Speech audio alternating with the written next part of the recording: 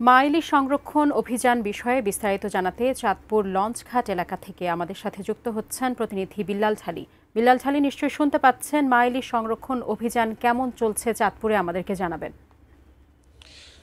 সাজিয়া, গত 4 নভেম্বর থেকে শুরু হয়েছে মা ইলিশ রক্ষা কার্যক্রম। আগামী 25 নভেম্বর পর্যন্ত 22 দিন এই অভিযান অব্যাহত থাকবে। প্রথম দিকে অভিযানের বেশ কঠোরতা লক্ষ্য করা গেলেও জেলেদের অভিযোগ, বর্তমান প্রশাসন তাদেরকে অর্থের বিনিময়ে কিছুটা সুযোগ দিচ্ছে মাছ আহরণের। যদিও প্রশাসনের পক্ষ থেকে এই দাবিটিকে বলছেন তারা ভিত্তিহীন।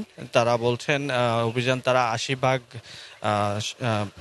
তারা নিজেদের সফলভাবে বাস্তবায়ন করতে পেরেছেন, যার কারণে এবার জেলেদের সংখ্যা নদীতে কম। আমি একটু তথ্য দিয়ে রাখতে চাই, ইতিমধ্যে কিন্তু এই 22 দিনের যে অভিযান, প্রায় শতাধিক জেলেকে আটক করা হয়েছে অবৈধভাবে মাছ আহরণের দায়ে।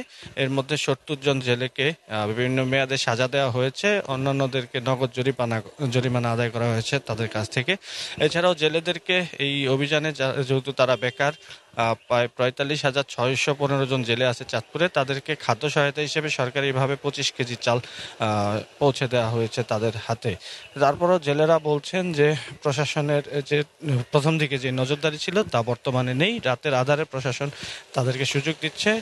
মূলত সন্ধ্যার পর থেকে ভোর রাত পর্যন্ত অভিযান কিছুটা শিথিল থাকে, তখনই মূলত তারা মাছ ধরতে যান। এর বিনিময়ে প্রশাসনকে তারা অর্থ দিয়ে থাকেন। আমি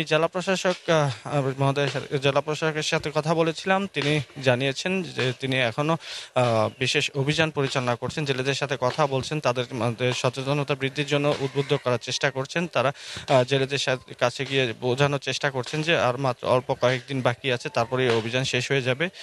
তারপর এই ইলিশ আহরণ করতে পারবে জেলেরা। বোঝানোর চেষ্টা করছেন জেলেরা যাতে এই সময়টাতে আর নদীতে না যায়। সাজিয়া, এই ছিল আমার কাছে অভিযানের সর্বশেষ।